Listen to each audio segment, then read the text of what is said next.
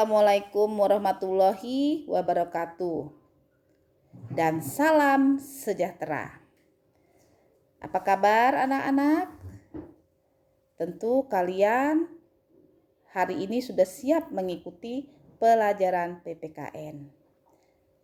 Kali ini kita membahas tentang menumbuhkan kesadaran terhadap Undang-Undang Dasar Negara Republik Indonesia. B. Kedudukan dan fungsi Undang-Undang Dasar Negara Republik Indonesia tahun 1945. Kedudukan Undang-Undang Dasar Negara Republik Indonesia tahun 1945. Negara Kesatuan Republik Indonesia sejak tanggal 18 Agustus 1945 sudah memiliki Undang-Undang Dasar Negara Republik Indonesia tahun 1945 sebagai hukum dasar tertulis untuk mengatur jalannya pemerintahan negara. Yang kedua, Undang-Undang Dasar Negara Republik Indonesia tahun 1945 merupakan norma hukum tertinggi dalam sistem ketatanegaraan Republik Indonesia, dijadikan dasar penyusunan peraturan perundang-undangan. Yang ketiga, Undang-Undang Dasar Negara Republik Indonesia tahun 1945 merupakan sebagian sebagai hukum dasar, yaitu hukum dasar tertulis. Sebagai hukum dasar, UUD NRI tahun 1945 berkedudukan sebagai sumber hukum yang tertinggi.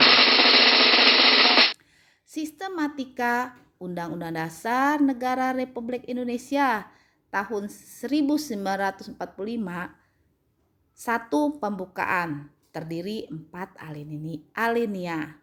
Yang kedua, pasal-pasal.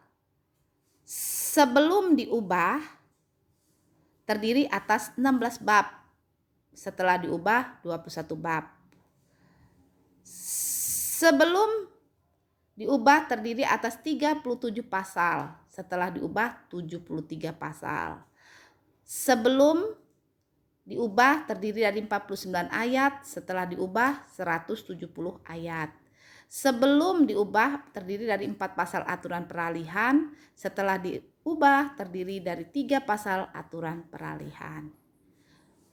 2 ayat aturan tambahan berubah menjadi 2 pasal aturan tambahan. Sifat Undang-Undang Dasar Negara Republik Indonesia tahun 1945. 1. Tertulis. Rumusannya jelas, hukum yang mengikat pemerintah sebagai penyelenggara negara dan mengikat setiap bagi warga negara. Yang kedua, singkat dan supel, memuat aturan-aturan pokok yang disesuaikan perkembangan zaman serta memuat hak-hak asasi manusia. Yang ketiga, memuat norma-norma hukum, aturan-aturan serta ketentuan yang dapat dan harus dilaksanakan secara konstitusional. Yang keempat, merupakan peraturan hukum positif yang tertinggi sebagai alat kontrol terhadap peraturan perundang-undangan yang lebih rendah dalam hierarki tertib hukum Indonesia. Hierarki itu artinya berurutan, tidak dapat dibulak-balik, dirubah-rubah.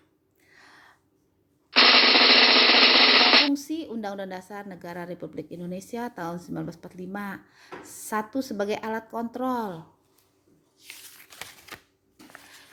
Sebagai alat kontrol, apakah aturan hukum yang lebih rendah sesuai atau tidak dengan norma yang lebih tinggi, yaitu Undang-Undang Dasar Negara Republik Indonesia tahun 1945.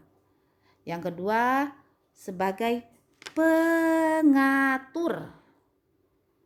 Maksudnya Undang-Undang 45 berperan sebagai pengatur bagaimana kekuasaan negara disusun, dibagi, dan dilaksanakan. Yang ketiga, penentu.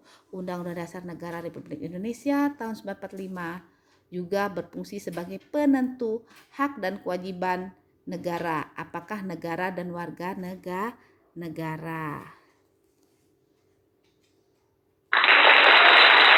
Sekian dan terima kasih.